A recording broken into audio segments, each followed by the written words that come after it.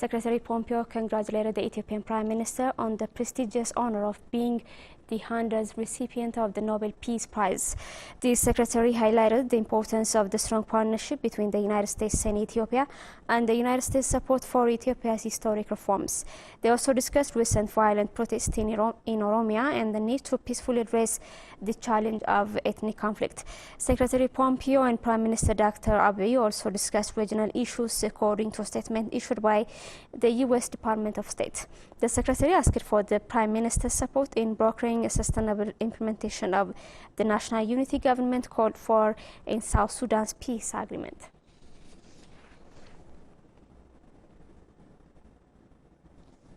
Meanwhile, Prime Minister Dr. Ahamed held discussion with residents of Ambo town and its environs. The discussion mainly focused on current issues in Oromia. The Premier chaired the discussion along with Minister of Defense Lamma Magarsa and Vice President of the Oromia General State Shimallis Abdiisa.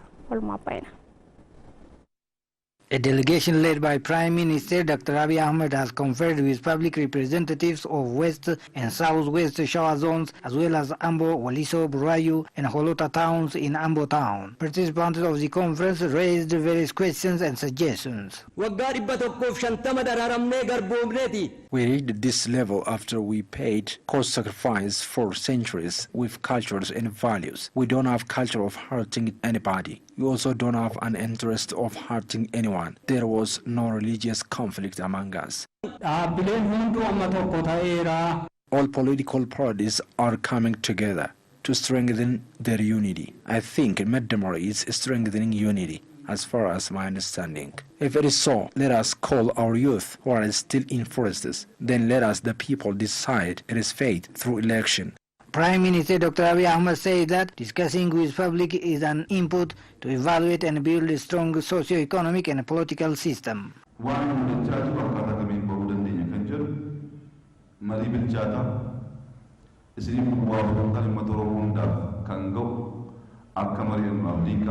To solve our problems from grassroots level, discussion is very important.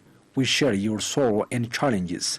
We have to mature our discussion to come up with best solutions for our problems. Divide and rule had been widely exercised for a long period of time, so our discussion should be to solve and correct mistakes and mischiefs that had been challenging the livelihood of our people. The Premier said that victory comes after many challenges and it has many challenges to sustain it.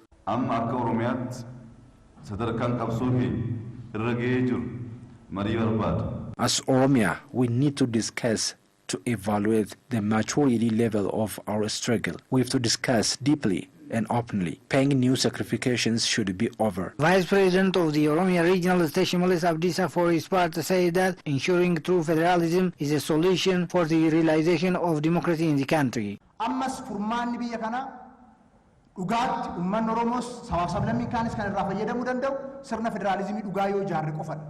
Still, solution for this century is building a true federalism that all nations, nationalities and people of the country are benefited from. Otherwise, there is no way. Minister of Defense Lamma Magarsa said that strengthening unity among Oromos and solving challenges that are happened at different times is mandatory.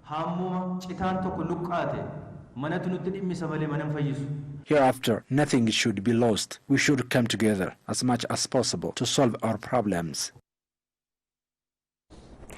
The Job Creation Commission of Ethiopia has unveiled its plan of action for the years of 2020 to 2025. Deputy Prime Minister and National Job Creation Council Chairperson Dammaqe Mokonnin said the plan of action is a holistic intervention designed to solve the employment challenge.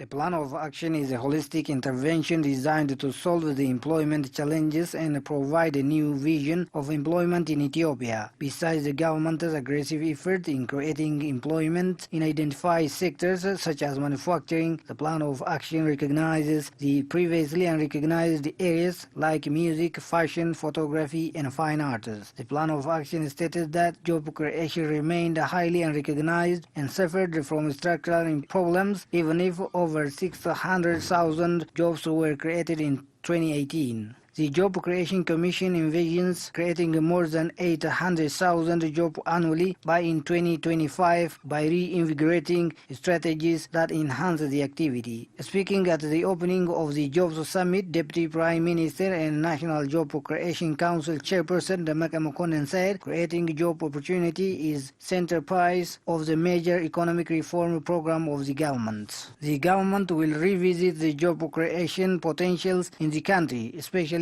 for small and medium enterprises, in a manner that will enhance the competitiveness of entrepreneurs, he added. According to him, the plan of action includes major areas that can improve job opportunities for the youth. Job Creation Commissioner Ephraim Taklele Mango said that the plan for job creation represents a milestone in the government's drive to meet hand-on challenges of unemployment and job creation in Ethiopia. Ethiopia is expected to grow by 7.2% in 2020, according to the International Monetary Fund. Gadbran has a story.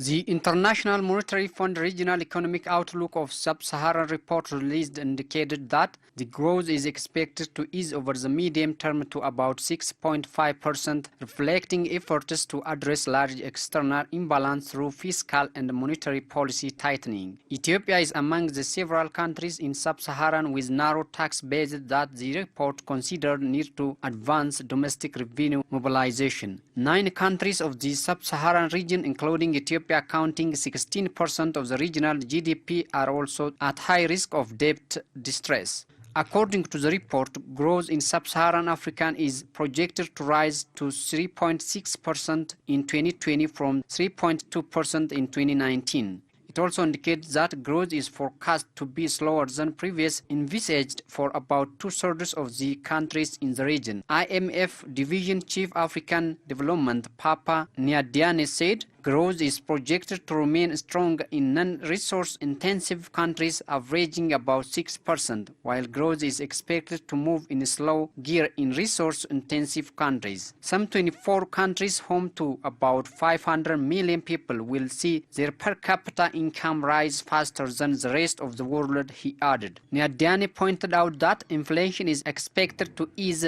going forward. Elevated public debt, vulnerability and low external buffers will continue to limit policy space in several countries, while the average Sub-Saharan African wide debt burden is stabilizing. Near-term downside risks, including climate shocks, intensification of security challenges, and the potential spread of the Ebola outbreak, are mentioned by the report. According to the division chief, successful implementation of reforms, including in the context of the African Continental Free Trade Area, could, however, pose significant outside risks over the medium term.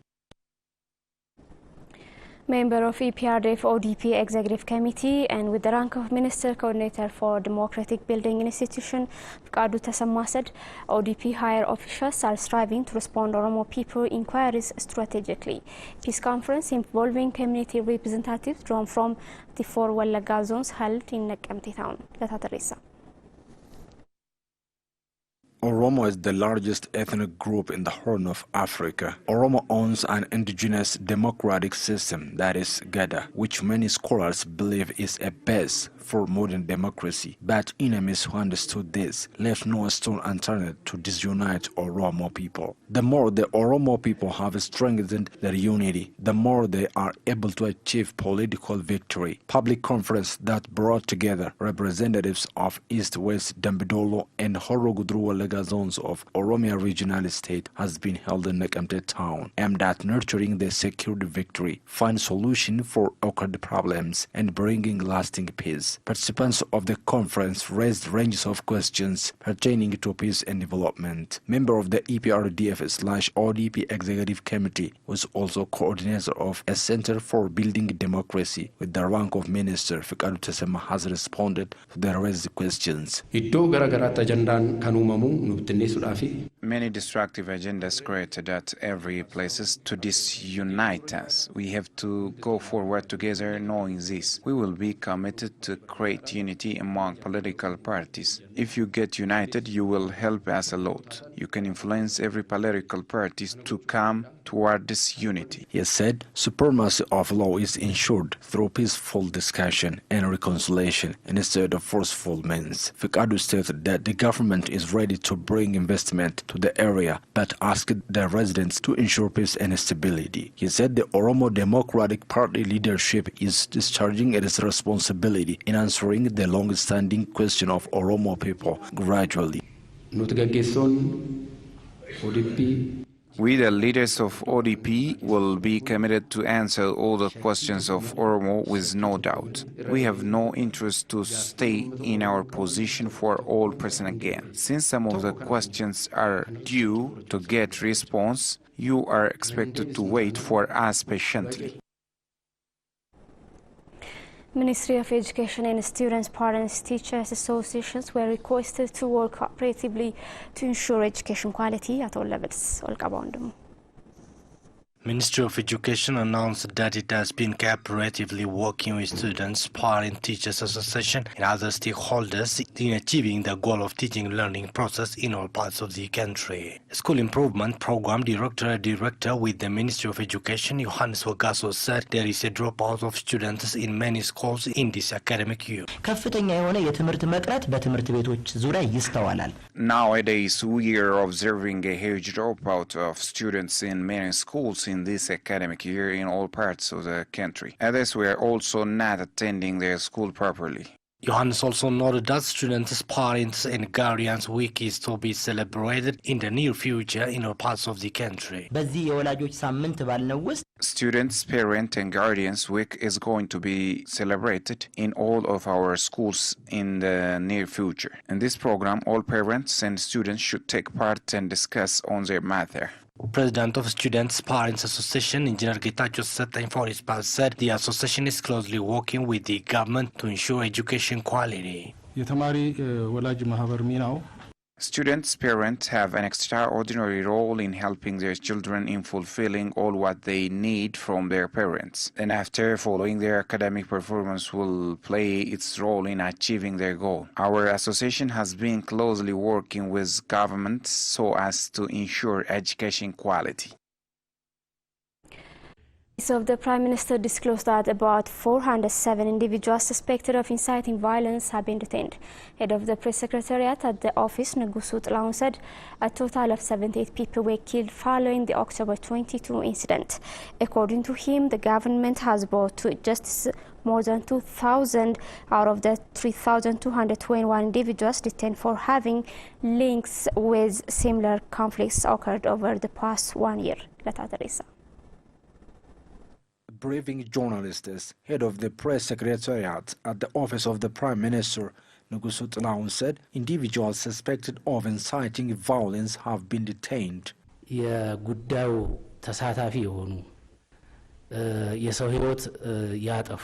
409 individuals suspected of committing the crime of killing and destroying property that have been caught red-handed and exposed by public were arrested.